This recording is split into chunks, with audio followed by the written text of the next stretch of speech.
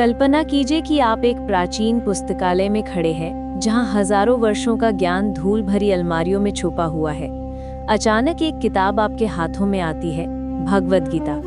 लेकिन यह कोई साधारण पुस्तक नहीं है। ये एक ऐसा खजाना है जिसकी शुरुआत करोड़ों साल पहले हुई थी, जब भगवान कृष्ण ने सूर्यदेव विवस्वान को यह अमर योग विज्ञान सिखाया था। आज हम भगवद गीता के चौथे अध्याय की यात्रा पर निकलेंगे, जिसका नाम है दिव्य ज्ञान। ये अध्याय हमें बताता है कि ये पवित्र ज्ञान कैसे एक गुरु शिष्य परंपरा के माध्यम से आगे बढ़ता रहा और कैसे समय के साथ ये खो गया, जिसके कारण भगवान कृष्ण को अर्जुन के सामने इसे फिर से प्रकट करना पड़ा। कहानी शुरू होती है जब कृष्ण अर्जुन से कहते हैं कि मैंने ये अविनाशी योग विज्ञान सूर्यदेव विवस्वान को सिखाया था। विवस्वान ने इसे मनु को बताया और मनु ने अपने पुत्र इक्ष्वाकु को बताया।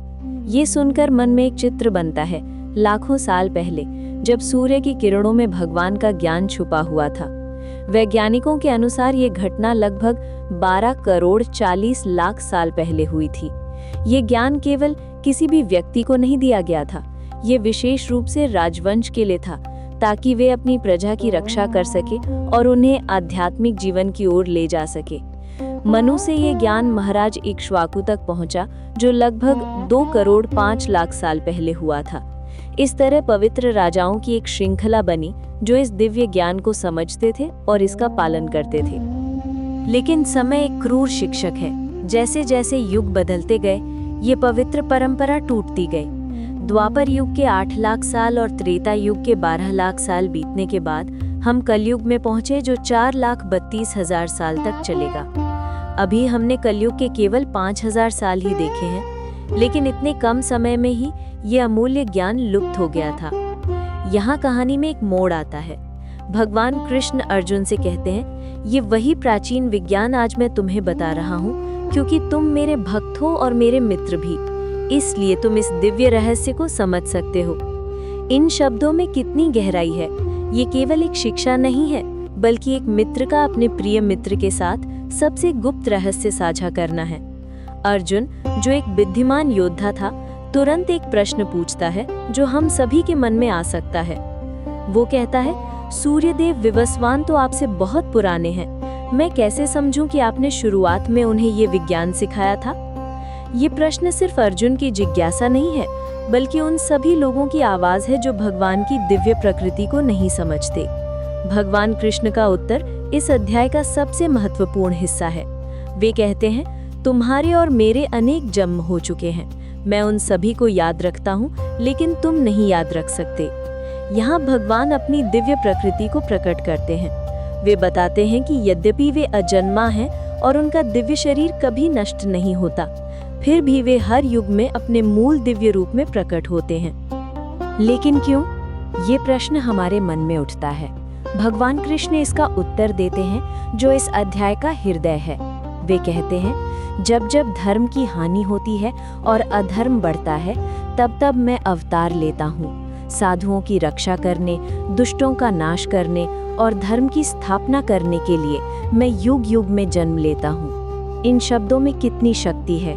ये केवल एक वादा नहीं है, बल्कि एक आश्वासन है कि जब भी संसार में अंधकार छाएगा तो प्रकाश आएगा, जब भी बुराई हावी होगी तो अच्छाई का सहारा मिलेगा। ये एक ऐसा सत्य है जो हमें आशा देता है और हमारे विश्वास को मजबूत बनाता है। भगवान कृष्ण आगे बताते हैं कि उनके जन्म और कर्मों की दिव्य प्रकृति को समझना ही मुक्ति का मार्ग है। वे कहते हैं, जो व्यक्ति मेरे जन्म और कर्मों की दिव्य प्रकृति को जानता है, वो शरीर छोड़ने के बाद फिर से इस भौतिक संसार में जन्म नहीं लेता, बल्कि मेरे शाश्वत धाम को प्राप्त करता है। ये वादा कितना सुंदर है। ये हमें बताता है कि ज्ञान ही वो चाबी है जो हमें इस जन्म मृत्यु के चक्र से मुक्त कर सकती है। इस अध्याय में भगवान ये भी बताते हैं कि कैसे व्यक्ति इस दिव्य ज्ञान को प्राप्त कर सकता है। वे कहते हैं कि आसक्ति, भय और क्रोध से मुक्त होकर भगवान में पूर्ण रूप से लीन होने से व्यक्ति पवित्र हो जाता है और उनके प्रति दिव्य प्रेम प्राप्त करता है। ये एक ऐसा मार्ग है जो हर व्यक्ति के लिए खुला है, चाहे वो कोई भी हो।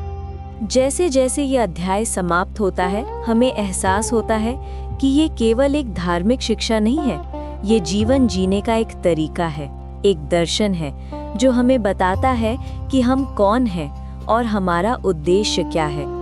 भगवद गीता का ये चौथा अध्याय हमें सिखाता है कि दिव्य ज्ञान केवल पुस्तकों में नहीं मिलता, बल्कि एक सच्चे गुरु से मिलता है, और सबसे बड़े गुरु स्वयं भगवान है। इस यात्रा के अंत में हम समझते हैं कि भगवद गीता का ये अध्याय हमें एक महत्वपूर्ण संदेश देता है कि चाहे कितना भी समय बीत जाए, चाहे कितनी भी बाधाएं आए, सत्य हमेशा प्रकट होता रहेगा। और जो व्यक्ति इस सत्य को समझने की कोशिश करता है, वो निश्चित रूप से मुक्ति के मार्ग पर आगे बढ़ता है। कल्पना कीजिए कि आप एक ऐसे युद्ध के मैदान में खड़े हैं जहां सबसे बड़ी लड़ाई आपके मन के भीतर चल रही है। अर्जुन के साथ यही हो रहा था जब श्री कृष्ण ने उन्हें एक ऐसा सत्य बताया जो हमारी समझ को हमेशा के लिए बदल देता है।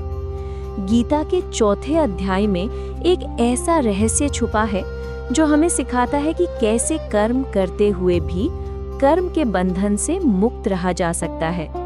श्री कृष्ण कहते हैं, जो व्यक्ति कर्म में अकर्म देखता है और अकर्म में कर्म देखता है, वो मनुष्यों में बुद्धिमान है। ये कोई पहेली नहीं, बल्कि जीवन का सबसे गहरा सत्य है। जब हम कृष्ण चेतना में स्थित होकर कार्य करते हैं, तो हमारे कर्म वास्तव में अकर्म बन जाते हैं, क्योंकि वे हमें बांधते नहीं हैं। और जब हम निष्क्रिय दिखते हैं, लेकिन भीतर से कृष्ण के प्रेम में डूबे होते हैं, तो वो निष्क्रियता भी एक महान कर्म बन जाती है। एक ऐसे व्यक्ति की कल्पना करिए जो दिन भर काम करता है, लेकिन उसके मन में इंद्रिय तृप्ति की कोई इच्छा नहीं है। वो केवल कृष्ण की खुशी के लिए कार्य करता है। ऐसे व्यक्ति के कर्म ज्ञान की अग्नि में जलकर राख हो जाते हैं। वो कर्म करता है, लेकिन कर्म का बंधन उसे छू भी नहीं पाता। यही है कृष्ण चेतना की शक्ति। ये हमें कर्म के चक्र से मुक्त कर देती है। पतंजलि के योग सूत्र में आत्मा को प्रत्यगात्मा और परगात्मा कहा गया है। हमारे शरीर में 10 प्रकार की वायु काम करती है। अपान वायु नीचे की ओर जाती है, प्राण वायु ऊपर की ओर जाती है, व्यान वायु सिकुड़ती और फैलती है, समान वायु संतुलन बनाती है और उदान वायु ऊपर की ओर जाती है। जब हम प्राणायाम करते हैं तो हम इन वायुओं को नियंत्रित करते हैं। पूरक में वायु का संतुलन होता है, रेचक में श्वास को छोड़ा जाता है और कुंभक योग में दोनों वायु रुक जाती हैं। लेकिन श्री कृष्ण हमें बताते हैं कि केवल श्वास नियंत्रण काफी नहीं है। हमें अपने मन और बुद्धि को पूर्ण नियंत्रण में रखना होगा। जब हम अपनी संपत्ति पर स्वामित्व की भावना छोड़ देते हैं और केवल जीवन की मूलभूत आवश्यकताओं के लिए कार्य करते हैं, तब हम पापमय प्रतिक्रियाओं से बच जाते हैं। ऐसा व्यक्ति जो अपने आप आने वाले लाभ से संतुष्ट रहता है, द्वंद्व से मुक्त रहता है और सफलता असफलता में समान रहता है, वो कर्म करते हुए भी कभी नहीं बंधता। यज्ञ का वास्तविक अर्थ है भगवान विष्णु को संतुष्ट करना, जो यज्ञ के नाम से भी जाने जाते हैं। मानव जीवन 4 आश्रमों में बांटा गया है: ब्रह्मचारी, गृहस्थ, वानप्रस्थ और सन्यासी। हर आश्रम में अलग अलग प्रकार के यज्ञ होते हैं। कुछ लोग द्रव्य यज्ञ करते हैं, कुछ तपस्या जैसे चांद्रायन और चातुर्मास्य व्रत करते हैं।